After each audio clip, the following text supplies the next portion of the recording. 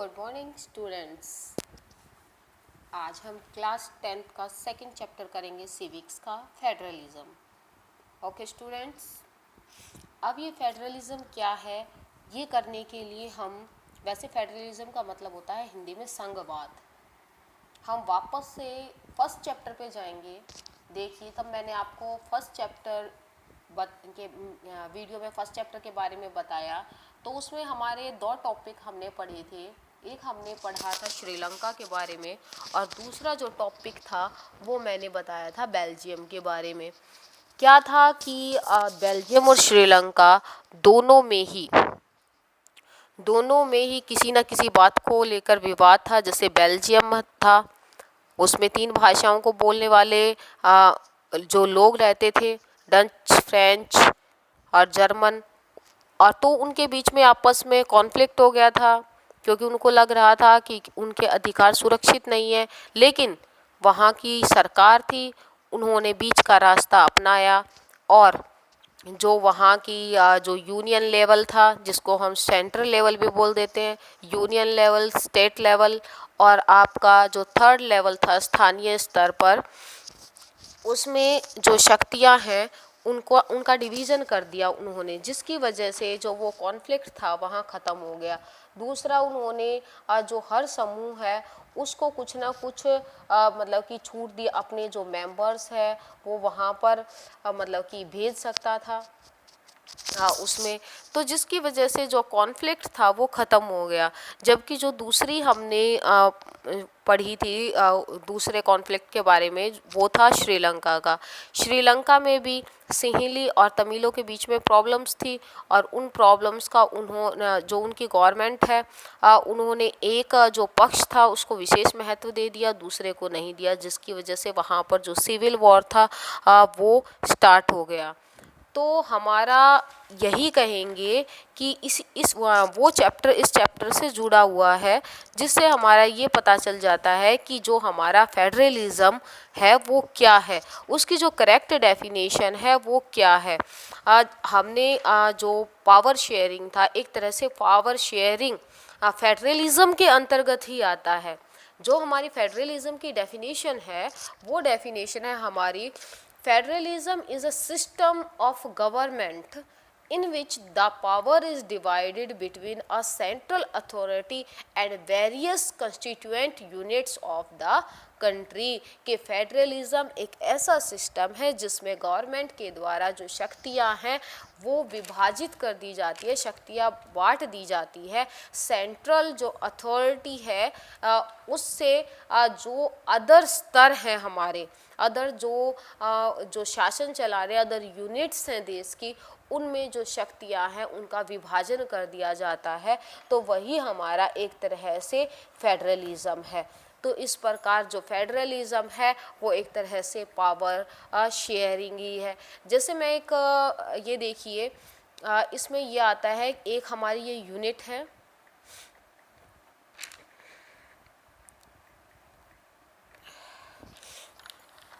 ये मैंने आपको आपके लेवल्स बनाए हैं एक तरह से। इन लेवल्स के द्वारा मैं आपको ये बताऊंगी कि कैसे जो पावर्स हैं उनका डिवीज़न किया जाता है। अब ये देखो बेटा, ये आपका हो गया रीजनल लेवल, ये आपका हो गया स्टेट लेवल, और ये आपका हो गया सेंटर लेवल या यूनिट, आपका यूनियन लेवल भी कह देते हैं। यहाँ से जो कुछ शक्तियाँ हैं ये हमारी स्टेट लेवल को दे दी, स्टेट लेवल से कुछ शक्तियाँ हमारी रीजनल जो लेवल है उसमें आ गई, जिसकी वजह से क्या हुआ कि हर जो यूनिट है वो अपने आप को ये फील करती है कि हाँ भाई मेरे पास शक्ति है, तो जिसकी वजह से जो कॉन्फ्लिक्ट होने का खतरा है वो बना नहीं रहता और जो सत्ता है वो सही ढंग से काम करती है, क्योंकि उन्हें अपनी जो शक्तियाँ हैं उनका एहसास होता है। सो माय डियर स्टूडेंट्स, हम आगे चलते हैं। फीचर्स ऑफ फेडरलिज्म कि उसकी विशेषताएं क्या है। फेडरलिज्म की विशेषताएं क्या होती है बेटा, कि किसी के अंदर जो खासियत होती है, जो बातें उसके अंतर्गत शामिल होती है, जो उसको बनाती है, तो वही उसकी क्या होती है, विशेषता होती है। एक तरह से इसकी डेफिनेशन की तरह ही है। जो हमारी फर्स्ट फीचर है इसका वो है there are 2 or more levels. There are 2 or more levels. अभी मैंने आपको ये इस डायग्राम के द्वारा बताया है कि उसमें जो फेडरलिज्म है हमारा 2 या 2 से ज़्यादा इसमें लेवल होते हैं बेटा। अगर लेवल एक ही हो, सेंटर जो हमारी यूनिट है उसी पर हमारी जो सारी शक्तियाँ केंद्रित हो जाए और सारी शक्तियाँ उसको प्राप्त हो, और नीचे के लेवल किसी को शक्तियाँ प्राप्त ना हो, तो उसको हम फेडरलिज्म नहीं कहेंगे, उसको हम संघवाद नहीं कहेंगे। तो इसमें जो शक्तियाँ हैं वो नीचे वाले लेवल्स पर उनके अकॉर्डिंग प्राप्त होती हैं। जो हमारा नेक्स्ट पॉइंट है वो पॉइंट हमारा है नेक्स्ट फीचर है जो different tyres of government govern the same citizens but each tyres has its own jurisdiction in specific matter of legislation, taxation and administration। देखो बेटा, ये इसकी क्या विशेषता है कि जो भी प्रत्येक स्तर होता है, मैंने अभी ये बताया था कि हमारे यहाँ है जैसे इंडिया में है स्थान सबसे ऊपर तो है हमारा जो सेंट्रल लेवल, एक तरह से नीचे स्टेट लेवल, फिर रीजनल लेवल आपका आ जाता है, ठीक है, केंद्र सरकार, राज्य सरकार और हमारा स्थानीय सरकार। तो एक है different tyres of government govern the same citizens, चाहे वो बेटा कैसी भी गवर्नमेंट हो हमारी, चाहे वो रीजनल लेवल की हो, चाहे स्टेट लेवल की हो, या हमारी जो सेंटर लेवल की हो, वो सेम नागरिकों के ऊपर शासन करती है। देखो मैं एक एग्जांपल के थ्रू बताती हूँ। जैसे कोई भी व्यक्ति है किसी पर्टिकुलर स्टेट पर रहता है, स्टेट में रहता है, तो उसके ऊपर बेटा जैसे मान लो कोई व्यक्ति राजस्थान में रह रहा है, हरियाणा में रह रहा है, तो उसके ऊपर मतलब कि सेम जो राजस्थान की गवर्नमेंट है वो भी उसके ऊपर कानून लागू कर सकते हैं, क्योंकि वो राजस्थान के अंतर्गत आता है, वहाँ रहता है, वहाँ का वो नागरिक है। उसके अलावा जो हमारी यूनिट्स है जो कंबाइन हुई है वो हमारा पूरा इंडिया है, इंडिया के अंतर्गत राजस्थान आता है।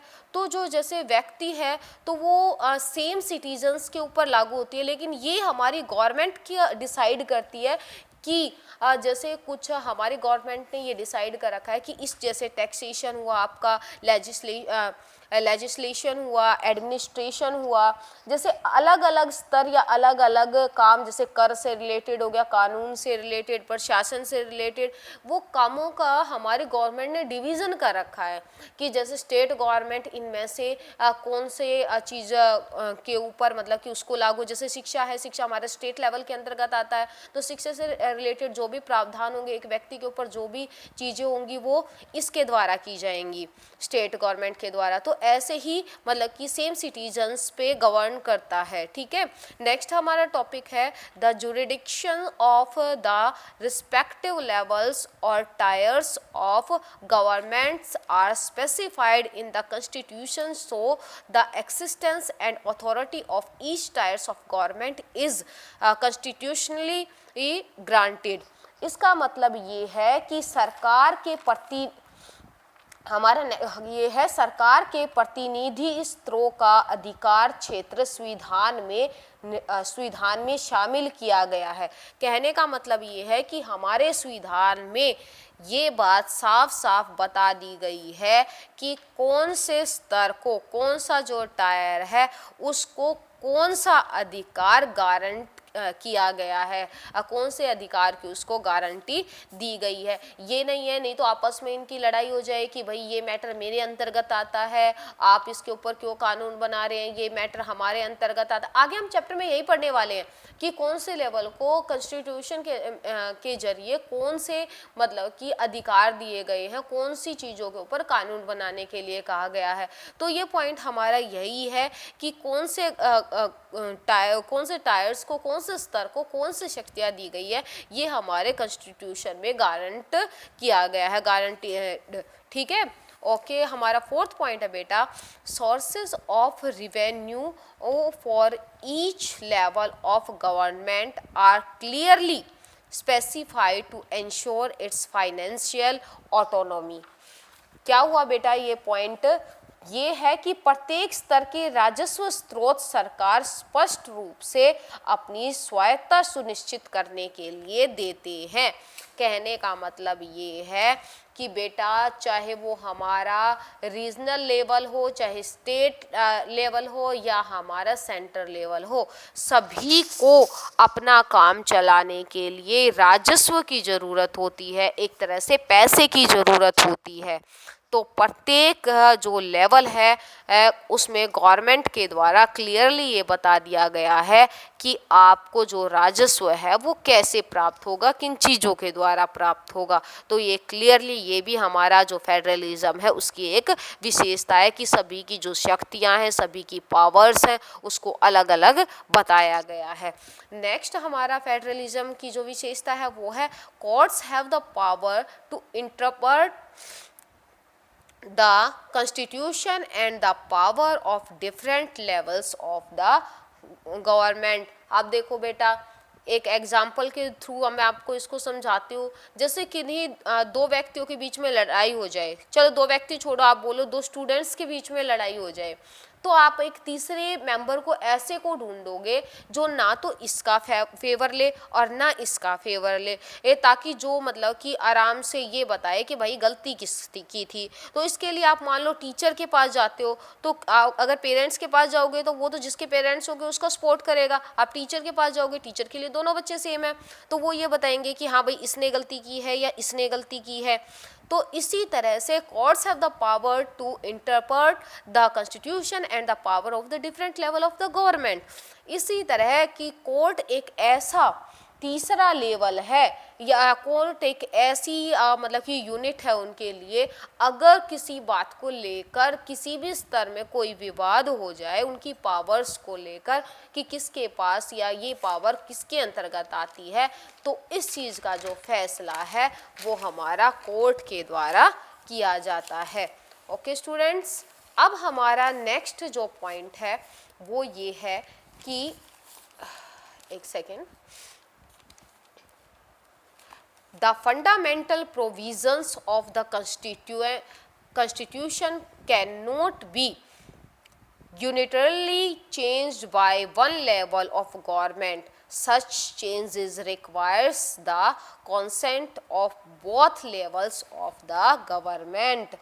इसका मतलब ये है कि अगर संविधान के किसी विशेष ढांचे में या मतलब ये कहते हैं ना फंडामेंटल प्रोविजंस में, मतलब कि ये नहीं है कि कोई भी एक स्तर मतलब कि आसानी से चेंज कर दे।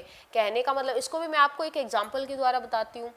मान लो आप जैसे हमारे मैंने 3 लेवल बताए, तो जो केंद्र सरकार है या यूनियन जो लेवल है उसको थोड़ी ज़्यादा शक्तियाँ प्राप्त है, तो उसमें से वो ये करता है कि भाई उसको राज्य स्तर का कोई लेवल है कि उसमें मान ले चेंज कर दिया और वो स्टेट लेवल के अंतर्गत आता है, फिर वो चेंज करके ये कह देगा हमारे कॉन्स्टिट्यूशन में चेंज करके, और वो ये कह देगा कि भाई ये तो मतलब कि मेरे अंतर्गत आता है और इसके ऊपर मैं कार्य करूँगा, तो दोनों के बीच में विवाद हो जाएगा।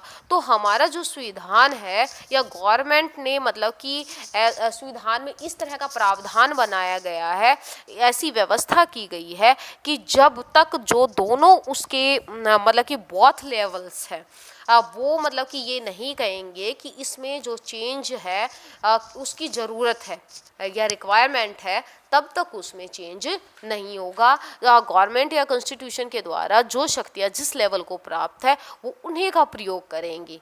ओके स्टूडेंट्स, नेक्स्ट जो हमारा है वो है federal system thus has dual objectives to safeguard and promote unity of the country while at the same time accommodate regional diversity। इसका मतलब ये है हमारी लास्ट जो इसकी फीचर है वो है कि जो फेडरल सिस्टम है वो दोहरा काम करता है। एक तो ये है कि उसमें दोहरा काम कैसे करता है बेटा, कि उसने शक्तियों का विभाजन कर दिया, अगर एक व्यक्ति के हाथ में शक्ति होंगी, इसका भी मैं तुम्हें एक एग्जांपल देके बताती हूँ। जैसे कोई संस्था है या कोई स्कूल है, कोई कंपनी है, तो उसके जैसे उसने जिसने खोल रखी है मैनेजर वगैरह के पास सारी शक्ति है, तो अगर उसके मेंबर्स ठीक ढंग से काम करें तो वो क्या कहता है कि वो अपनी कुछ शक्तियाँ उस स्कूल के मैनेजमेंट को दे देता है, और वो जो मैनेजमेंट है वो उसके अकॉर्डिंग काम करवाता है। फिर मैनेजमेंट भी अपने आप को सेफ फील करता है कि भाई इन्होंने मुझे कुछ शक्तियाँ दी है, मेरी कुछ पावर है, मुझे इसके ऊपर काम करना चाहिए। सेम आपका फेडरल गवर्नमेंट के अंतर्गत आता है, उसमें मतलब कि जो शक्तियों का विभाजन किया हुआ है उससे जो स्टेट लेवल और जो रीजनल लेवल है वो अपने आप को सेफ फील करता है और एक तरह से एकता कायम करने की इसमें कोशिश की जाती है, क्योंकि सभी जो संस्थाएं हैं ऊपर से लेकर नीचे तक मिलकर इसके अंतर्गत काम करती है। तो क्योंकि बेटा केंद्र सरकार से लेकर रीजनल जो लेवल है वहाँ तक जो शक्तियाँ हैं उनका विभाजन किया जाता है। तो बेटा आज की जो वीडियो है हमने उसमें फेडरलिज्म के बारे में पढ़ा, फेडरलिज्म और उसके फीचर्स के बारे में पढ़ा। अगर किसी को ना समझ में आए तो आप बता सकते हो बेटा, और वीडियो को सब्सक्राइब ज़रूर कर देना ताकि नेक्स्ट वीडियो आते ही आपको पता चल जाए। Thank you students, okay bye.